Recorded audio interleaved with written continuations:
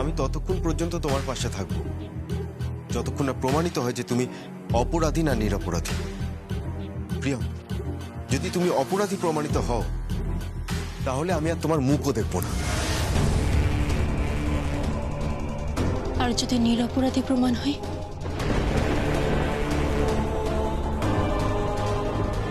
তাহলে আমি সকলের সামনে তোমাকে প্রমিস করছি, আমি তোমাকে নিজের স্ত্রীর মর্যাদা দেব, শ্বশুর।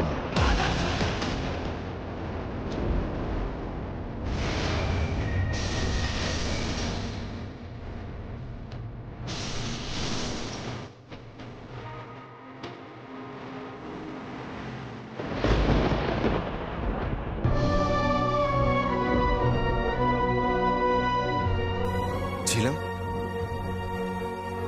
ছিলাম ছিলাম আজকে আমার উপর একটা অপবাদ দেওয়া হয়েছে, তোমার উপর একটা অপবাদ দেওয়া হয়েছে। ছিলাম আমি আমি জানি তুমি খুব ভালো মেয়ে, পবিত্র। আমি তোমার মতো মেয়ে দেখিয়ে নিয়েছিলাম, আমি তাই কিন্তু তোমাকে ভালোবেসেছিলাম। কিন্তু আমি তোমাকে স্পর্শ করব, তোমার সাথে কোনো কুৎসিত সম্পর্কে জড়িয়ে পড়বো, হ্যাঁ, আমি কখনো স্বপ্নেও ভাবিনি ছিলাম।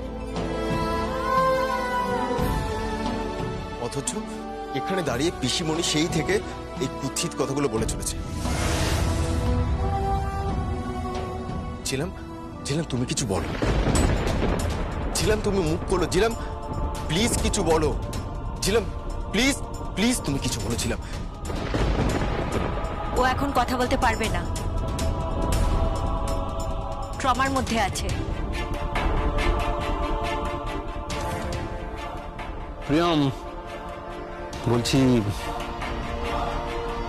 এখনো সময় আছে, আমার বাড়ির দরজা তোমার জন্য খোলা রইল, এসো তুমি। দেখো, আমি জানি এই পরিবারের লোকেরা তোমাকে বাঁচতে দেবে না, মরতেও দেবে না।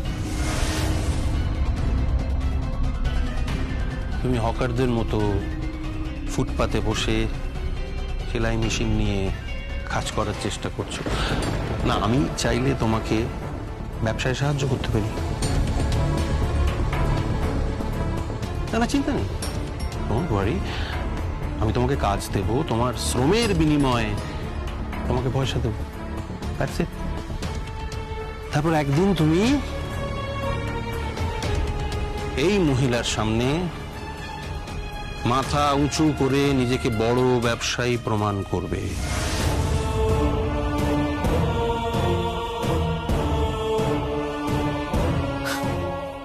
প্রমাণ করবে মানুষ চাইলে সব পারে।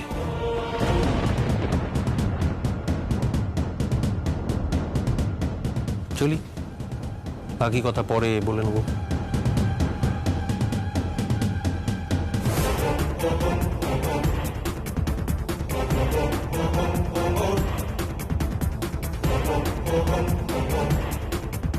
খুব ভালো মেয়ে তুমি, আর আমার বিশ্বাস যে তুমি আগুনটা লাগাওনি। কিন্তু সারা পেপার জুড়ে চারিদিকে ছয়লাপ করে দিয়েছে তোমার নামে যে তুমিই আগুনটা লাগিয়েছো। আর এই মিথ্যে কলঙ্ক তোমার পরিবারই তোমাকে দিয়েছে।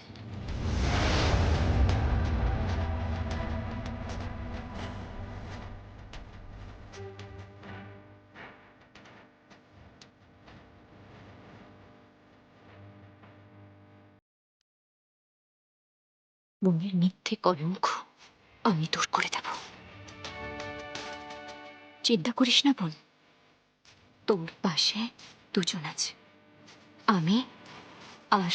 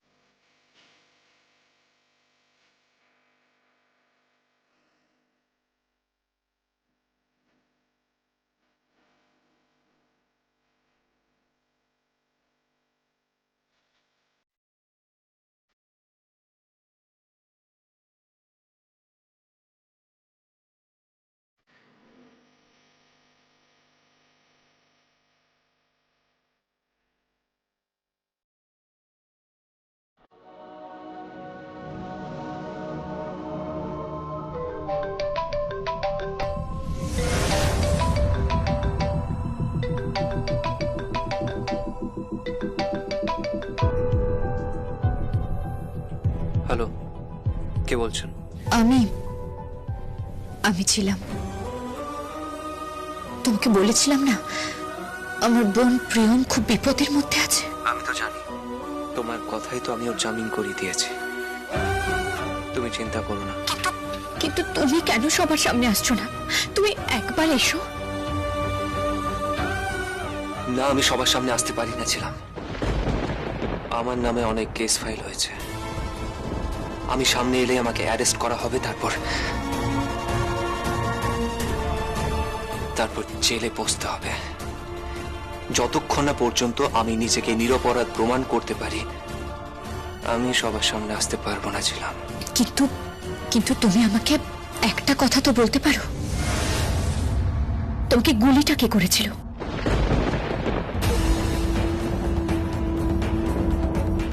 কি হলো বলো, গুলিটা তোমায় কে করেছিল? সে কথা জেনে তোমার লাভ নেই। লক্ষ্মীটি, দোহাই তোমার, আমাকে বলো গুলিটা তোমায় কে করেছিল, আমাকে বলো না। বললাম তো, চুপ করো তুমি। এই প্রশ্ন তুমি আমাকে আর কোনোদিন করবে না ছিলাম। আমি তোমাকে দিব্যি দিলাম।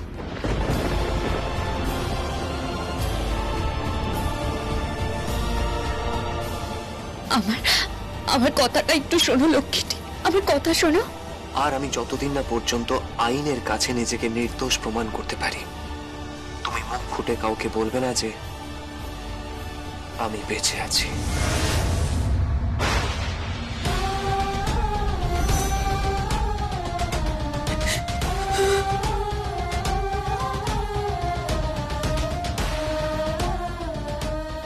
তুমি কাঁদবে না ছিলাম, একদম কেঁদো না। আই এম সরি ছিলাম। আমি অন্যায় করেছি, আমি তোমার সঙ্গে অন্যায় করেছি। I am really sorry. আমি ক্ষমা চাইছি প্লিজ। আমি টাকার নেশায় উন্মত্ত হয়ে উঠেছিলাম। আমি সব বোধ বুদ্ধি হারিয়ে ফেলেছিলাম, তাই হয়তো ভুল পথে চলে গিয়েছিলাম। তুমি আমাকে ক্ষমা করে দিয়েছিলাম, ক্ষমা করে দিও। আমি তোমাকে খুব ভালোবাসিছিলাম, খুব ভালোবাসি। আই লাভ ইউ ছিলাম। I really love you. আমিও তো তোমায় খুব ভালোবাসি, কিন্তু আমার তো তোমার কাছে যেতে ইচ্ছে করছে, তোমাকে ভালোবাসতে ইচ্ছে করছে। তুমি কোথায় আছো বলো না, তুমি কোথায় আছো? আমি আছি। আসতে পারি?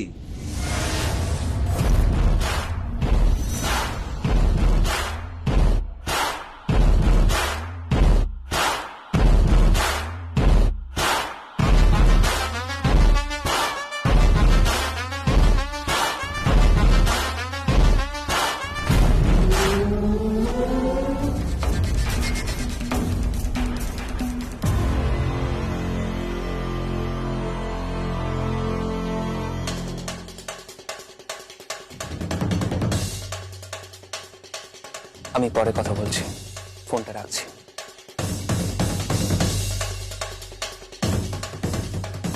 ওয়াইফের সঙ্গে কথা বলছি। হ্যাঁ। খুব ভালোবাসো তাই না? বাসি। আপনাকে অনেক ধন্যবাদ। আপনি যদি আমাকে সেদিন না বাঁচাতেন। না তোর নয়, মানুষের বাঁচা মরাটা কপালের উপর নির্ভর করে। ওই যে কথায় বলে না, রাখে কৃষ্ণ তো মারে কে, আবার মারে কৃষ্ণ তো রাখে কে।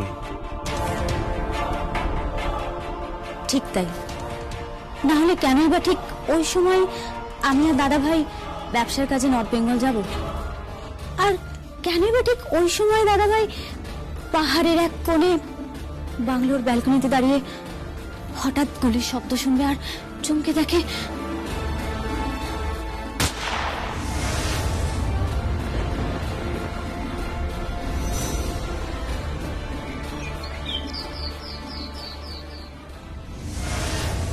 আর তারপরে তোমাকে দূর থেকে পুতুলের মতন পড়তে দেখলো।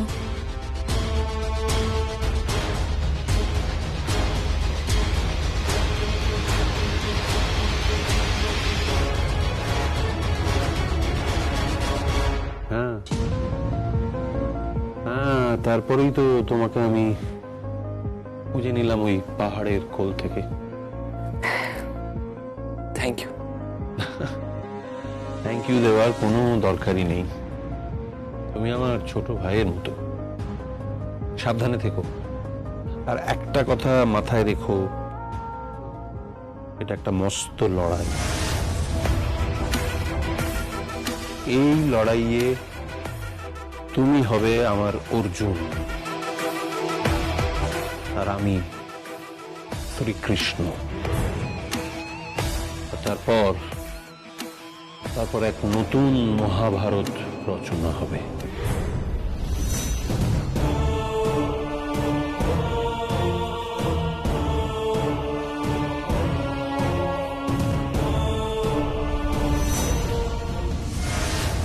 ঝিলম,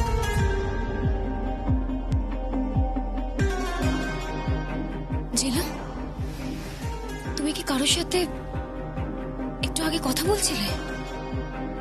হ্যাঁ, মানে মানে আমি যেন স্পষ্ট শুনলাম যে কেউ কথা বলছে।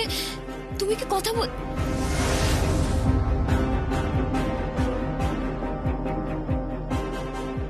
কেউ তো নেই ঘরে, আর তুমি কথা বলবেই বা কি করে? কিন্তু ঝিলাম, তোমার কথা বলাটা যে খুব জরুরি আমার ভাইয়ের জন্য। শুনতে পাচ্ছ আমার কথা? তোমার কথা বলাটা আমার ভাইয়ের জন্য খুব খুব জরুরি। নইলে ওই আমার ভাই সংকল্পের নামে ওরা কুৎসিত অপবাদ দিচ্ছে। তোমাকে আর সংকল্পকে নিয়ে ওরা খুব কুৎসিত খেলা খেলছে। ওই যে ওই পিসিমণি মেঘনা, এমনকি আমার বাপি তোমাকে আর সংকল্পকে নিয়ে না কুৎসিত খেলা শুরু করেছে। কিন্তু ঝিলাম, তুমি যদি মুখ খুলে কথা না বলো, তাহলে কিন্তু প্রিয়ম আর সংকল্পের ঘরটা ভেঙে যাবে। বিলিভ ইট, ওদের ঘরটা ভেঙে যাবে। লাভ নেই ওকে বলে।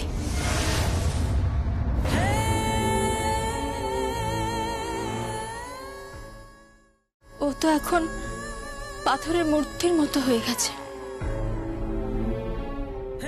ওকে বলে লাভ নেই।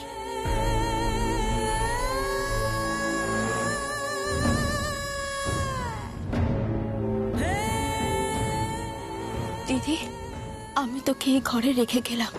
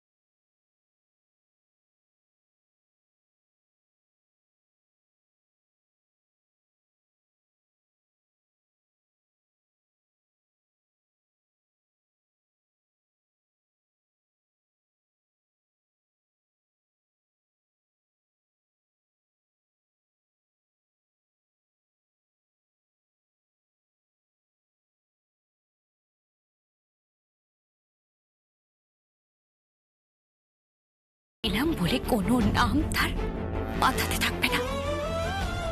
ও যে আমার বোনের পর। ভগবান তোদের মঙ্গল করুন তোদের।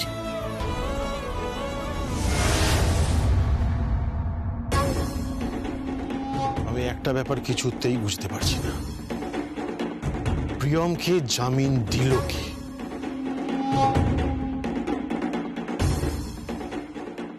সত্যি এটা একটা বড় মিস্ট্রি। এতক্ষণে ওর কোর্টে চালান হয়ে গিয়ে সাজা হয়ে যাওয়ার কথা ছিল।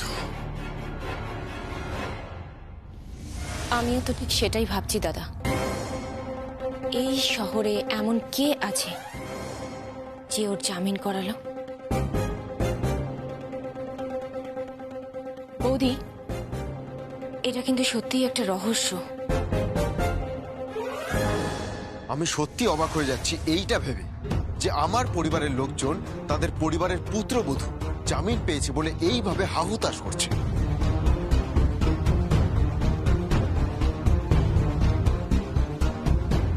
ঠিক করে কথা বল সংকল্প। মম, তাহলে আগে ওদেরকে ঠিক করে কথা বলতে বল। তোমাদের সবার এখানে যেটা করণীয় ছিল তোমরা কেউ সেটা করোনি।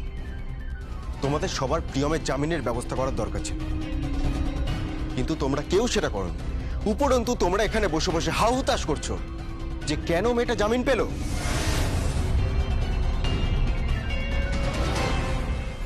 সংকল্প, না তুই ব্যাপারটা বোঝ। এখানে কিচ্ছু বোঝার নেই। আমার তো পুলিশ ডিপার্টমেন্টে অনেকগুলো দিন হয়ে গেল, আর ডিপার্টমেন্টের লোকেরা আমাকে যথেষ্ট ব্রাইট এবং ইন্টেলিজেন্ট অফিসার হিসেবে কনসিডার করে। ইভেন আমাদের কমিশনার সাহেব আমাকে কিন্তু যথেষ্ট স্নেহ করে। আর সেটা এমনি এমনি নয় মিস্টার সুভাষ ব্যানার্জি। সংকল্প, উনি কিন্তু তোমার কাকা হন। আমি জানি উনি আমার কাকু হয়,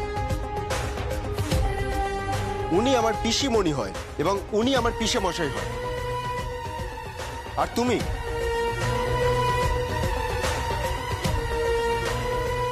আর মম, তুমি আমার মা হও। ইন স্পাইট অফ দ্যাট আমি বুঝতে পারছি না যে থানায় গিয়ে কে বললো আমি নাকি প্রিয়মের নামে এফআইআর করেছি, যেটা কিনা সর্বৈব মিথ্যা এবং তোমরা সবাই সেটা জানো। সংকল্প, তুই তোর বউয়ের হয়ে কথা বলছিস? না, আমি আমার বউয়ের হয়ে কথা বলছি না। যেটা রাইট আমি তার হয়ে কথা বলছি। তুই কিন্তু আমাকে অপমান করছিস।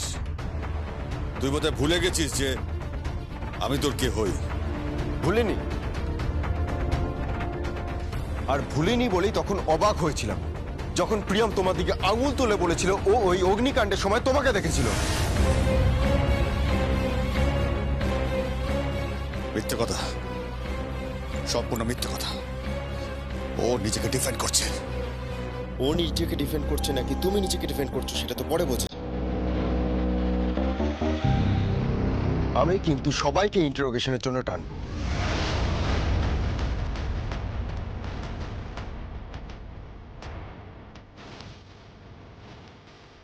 তুই কি বলছিস সংকল্প?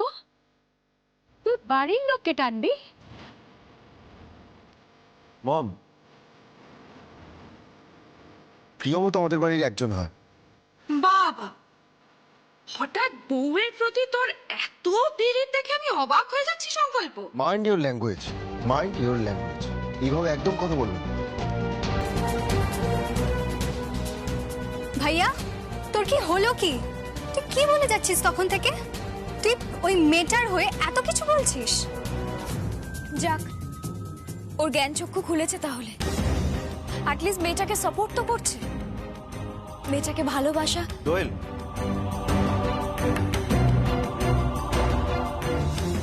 এখানে ভালোবাসা মন্দবাসার কথা হচ্ছে, এখানে কথা হচ্ছে অপরাধ। একজন অপরাধী আর একজন নিরপরাধী।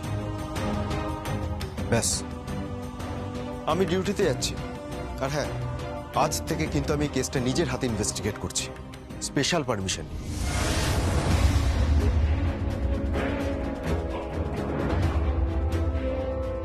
মাথায় রেখো যে অপরাধী তার কিন্তু সাজা হবে।